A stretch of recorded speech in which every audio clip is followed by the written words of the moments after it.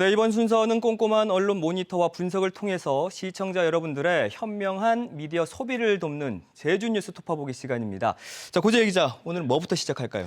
네, 우리 제주 뉴스 톱파보기의 전체 요리 에피타이저 하면 역시나 일면 사진 살펴보는 코너 아니겠습니까? 네, 한 주 동안 그 도내 일간지에 실린 일면 사진 가운데 대표적인 거 뽑아가지고 소개해드리고 있는데요. 지난주에는 우선 이 사진을 꼽지 않을 수가 없습니다. 재민일보 3일자 일면에 실린 송악산의 전경인데요. 저희가 지난주 팡팡 뉴스에서도 전해드린 것처럼 이 원희룡 도지사의 송악선언 이후 첫 후속 조치로 이 일대를 문화재로 추진하겠다라는 소식이 관심을 모았죠. 네. 해당 기사와 관련한 일면 사진으로 신문에 올라 있었습니다. 네, 이렇게 그 항공 사진으로 살펴보니까 송악산의 가치를 좀 더 가까이서 느낄 수가 있었던 것 같아요. 네, 그렇습니다. 요즘 또 많이 추워졌잖아요. 그래서 또 제주로 들어가는 겨울로 들어가는 그런 제주 모습을 준비하셨다면서요? 네, 그제가 마침 또 이제 절기상 입동이었다라고 하더라고요. 바야흐로 겨울을 앞둔 시점 아니겠습니까? 한라일보가 5일자 일면 사진에 한라산의 상고대 모습 담았습니다. 네, 지금 보시는 것처럼 이 겨울 옷으로 갈아입는 이 한라산의 이 장엄한 모습 굉장히 인상적이었던 것 같은데요. 그런가 하면 뉴제주일보 일면에는요. 우리 아마 한승훈 아나운서께서 하시면 좀 어울릴 것 같은데요. 아유, 이 겨울을 녹일 듯 이 뜨거운 청춘의 모습, 다 비교적 담겨 있어서 이게 좀 비교가 됐습니다. 저는 이제 보기만 해도 이거 차가운데, 네, 제주 2호 해수욕장에서 이 파도 타기를 즐기는 청년들의 모습, 상당히 즐거워 보입니다. 저랑은 안 어울리는 그런가요? 스포츠입니다. 예.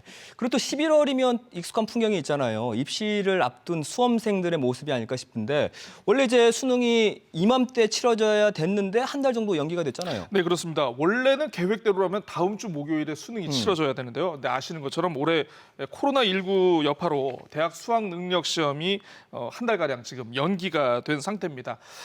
반복되는 수능처럼 또 되풀이되고는 있습니다만은 이 코로나19도 이길 수 없는 것, 바로 또 우리 부모님들의 이 치성 아니겠습니까? 지난 4일자 제주일보 일면 사진은요, 수능을 한 달가량 앞두고 제주시의 한 사찰에서 기도를 올리는 학부모의 모습이 이렇게 카메라 렌즈에 담겼습니다.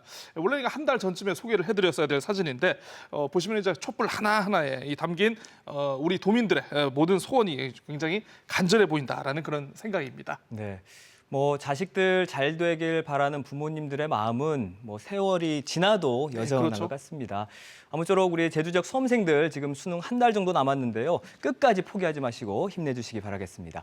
자, 본격적으로 고재일 기자가 한 주 동안 주목한 뉴스 살펴보실 텐데 어떤 내용인가요, 이번에는? 네, 이제 메인 요일로 들어가겠습니다. 저희가 이제 뉴스톱파보기 전에 전해드리면서 좀 약간 제목만 자극적인 미혼모 관련 보도 한번 지적을 했는데 기억하시죠? 네. 우리 사회가 이분들을 위한 안전장치를 왜 지금껏 마련하지 못했는가?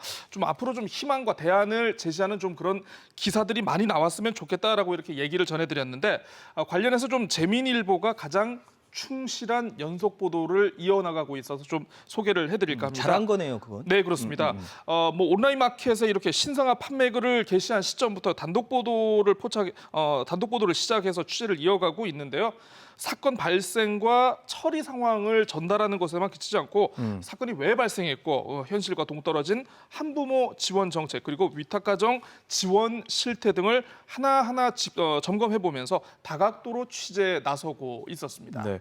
근데 이번 사건은 솔직히 단순히 문제를 지적하는 걸 넘어서 좀 정책 당국의 실효성 있는 대책을 좀 이끌어내는 이런 노력이 필요해 보여요. 그렇습니다. 사실 언론의 존재의 이유, 역할 가운데 가장 큰 것을 지금 얘기를 해주셨는데요.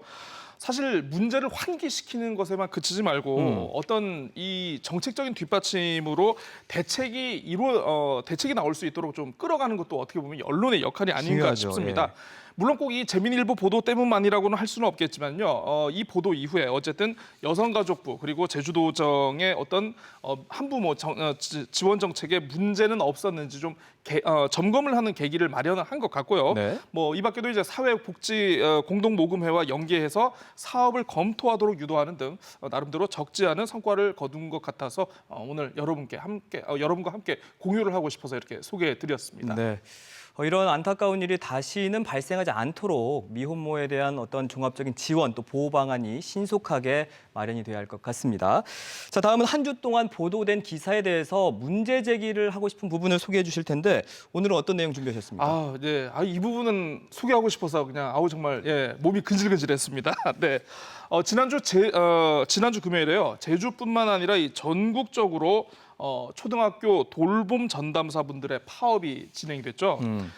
하루 동안 이제 도내에서는 이제 약 절반 가량의 돌봄 전담사분들이 이제 파업에 참여를 했는데 제가 관련 보도를 좀 이렇게 좀 훑어보니까 이거는 좀 한번 좀 얘기를 해야 될 것 같아서 오늘 좀 갖고 왔습니다. 파업을 앞두고도 이제 도내 상당수 언론들이 이제 많은 기사를 출고를 했는데요. 네. 뭐 일부 기사 제목을 좀 소개해드릴게요. 초등학교 돌봄 공백, 학부모 불편 어쩌나. 돌봄 전담사 48% 파업, 피해는 학생과 학부모. 밥그릇 싸움에 애꿎은 학생만 피해, 돌봄 파업에 학부모 원성. 요런 제목들을 뽑았더라고요, 언론들이. 혹시 한승훈 아나운서 보시기에 좀 어떻습니까? 그러니까 이렇게 그 소개한 기사의 제목만 전 들었을 때는 어쨌든 이 돌봄 전담사들이 파업을 해서 애꿎은 학생과 학부모만 피해를 그렇죠. 입었다 이렇게 좀 읽혀요. 그렇다면 이분들이 왜 파업이라는 선택을 할 수밖에 없었는지 그 이유에 대해서 보도한 것이 없었어요? 맞습니다. 네. 지금 굉장히 중요한 부분 짚어주셨는데요. 사실 돌봄 전담 이 노동자들이 좀 굉장히 부담스러운 여론에도 불구하고 파업을 강행할 수 없었던 나름대로 이유가 있었겠죠. 이분들의 노동 환경이 생각보다 그렇게 안정적이진 않습니다. 네. 뭐 현재 돌봄 전담 사업을 지자체로 이관하려는 법제화가 지금 진행 중인데요. 지자체로 돌봄 사업이 이관될 경우에는 민영화 수순이 불가피할 것이다. 그래서 굉장히 고용 불안이 어떻게 보면 이제 현실적으로 찾아올 것이다라고 이렇게 호소를 하면서 이분들이 파업에 나서게 된 겁니다. 그래서 사실 이 부분을 자세하게 보도한 언론들이 생각보다 많지 않아서 좀 아쉬웠는데 사실 이 보도가 제가 계속 모니터를 해오는 입장에서 말씀드리자면 처음 접한 게 아닙니다. 네, 지난해 7월에는요 아마 기억하실지 모르겠습니다만은 급식 종사원분들의 파업이 있었습니다. 있었죠, 예. 네, 이때도 아이들을 볼모로 한 파업이다 이런 얘기들이 나왔고 이런 비슷한 보도들이 나왔는데 사실 다수의 피해에만 이게 초점이 맞춰지면서 파업 당사자들은 정말 졸지에 이게 뭐 무슨 어떤 공익을 해야 하는 기득권을 갖고 있는 사람처럼 이게 좀 비춰지는 그런 아이러니가 발생을 해버린 겁니다. 네네. 그래서 정작 사태를 해결하고 뭔가 중재안을 도출해야 되는 교육행정당국은 뒤로 숨어버리는 그런 결과를 가져온 게 아닐까 싶어서 이렇게 한번 소개해드리게 됐습니다. 네. 그 이성문 교육감의 취임 초에 교육 지표가 모두가 행복한 제주 교육이었다는 걸로 제가 기억이 나는데 근데 현실은 또 그렇지만은 않은 것 같습니다. 예. 모두가 행복한 교육에는 이제 뭐 학교 구성원들 모두 다 함께 들어가야겠죠. 그게 또 예. 네, 다 같이 행복한 그런 교육 그 현실이 됐으면 좋겠고요. 자, 한 가지 더 살펴볼게요. 네, 그 말도 많고 탈도 많은 제주시 도심권 개발 사업 혹시 떠오르는 거 있으십니까? 뭐 그 저기 드림타워 네, 그런 것도 있을 그렇습니다. 수 있고요. 네, 예. 바로 드림타워입니다. 지난주에 이제 드림타워 관련 기사가 정말 홍수처럼 쏟아졌는데 주요 내용이 뭔 거 보니까 드림타워가 연내 개장한다더라라는 그런 내용이었습니다. 근데 그 뭐 제주에서 가장 높은 건물이라고는 뭐 다 알고는 계실 텐데 네. 이게 막 언론들이 앞다퉈가지고 보도할 내용인가 하는 좀 의문이 들어요. 사실 기사의 가치에 대해서는 이 어떤 그 언론의 어떤 뭐 보도 스탠스라든가 이런 것들이 많이 좌우를 하긴 하는데요. 네. 사실 말씀하신 대로 지금 언론이 이 연내 개장한다, 드림타워가 연내 개장한다는 사실 하나에만 좀 약간 과몰입한 측면이 있는 게 아닌가 이렇게 비춰지더라고요. 그래서 몇 개 언론사 기사를 좀 출고했는지 이게 좀 제가 새우보다 포기를 했습니다. 네. 너무 많아서. 자, 그런데 몇몇 기사를 살펴보니까요. 40년 기다린 제주의 랜드마크 제주 드림타워 연내 개장이라든가 40년 만에 꿈을 이뤘다. 제주 최고층 드림타워 준공허가처럼 이게 기사인지 아니면 홍보성 기사인지 좀 착각할 만한 그런 제목들이 눈에 띄었습니다. 사실 뭐 드림타워 사업 같은 경우에는 이 사업자인 롯데관광개발, 뭐 대기업은 아니지만 굉장히 좀 그래도 오랫동안 했던 중견 기업이거든요. 사실 마케팅과 홍보를 위해서 굉장히 많은 예산을 쏟아붓는 곳이기도 합니다.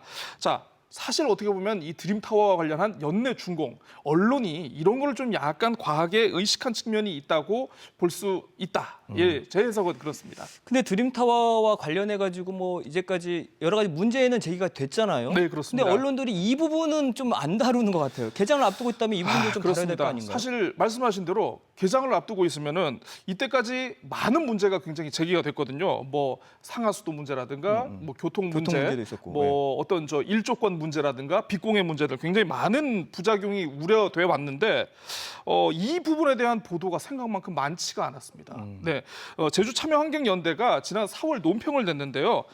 드림타워 하수 처리 시설에 대한 정보 공개를 촉구를 했다라고 합니다. 사실 드림타워에서 나오는 이 방류수 수질 정보라든가 수질 처리 시스템에 대해서 이게 굉장히 이게 오픈이 되어 있지 않은데 이거에 대해서 질의를 했지만 답변을 주지 않다가 오늘에서야 겨우 답변을 받았다라고 하더라고요. 그래서 뭐 이 밖에도 뭐 아까 카지노 이전 문제, 교통 혼잡 문제 같이 이제 여러 우려가 제기되고 있음에도 이를 다룬 언론들의 숫자는 생각보다 많지가 않았습니다. 그러니까 드림타워 개장을 어떻게 보면 도민들, 주민들의 입장에서 바라보는 것이 아니라 사업자의 어떤 수건 사업처럼 수건 사업의 입장에서만 바라봤다는 그런 비판은 좀 피하기가 힘들 것 같습니다. 안타깝네요. 예. 이 다각적인 측면에서 문제를 좀 바라보고 보다 본질에 가까운 사실을 전하려는 언론의 노력이 좀 필요할 것 같습니다. 오늘 소식 여기까지 듣겠습니다. 고재 기자 수고 많으셨습니다. 네.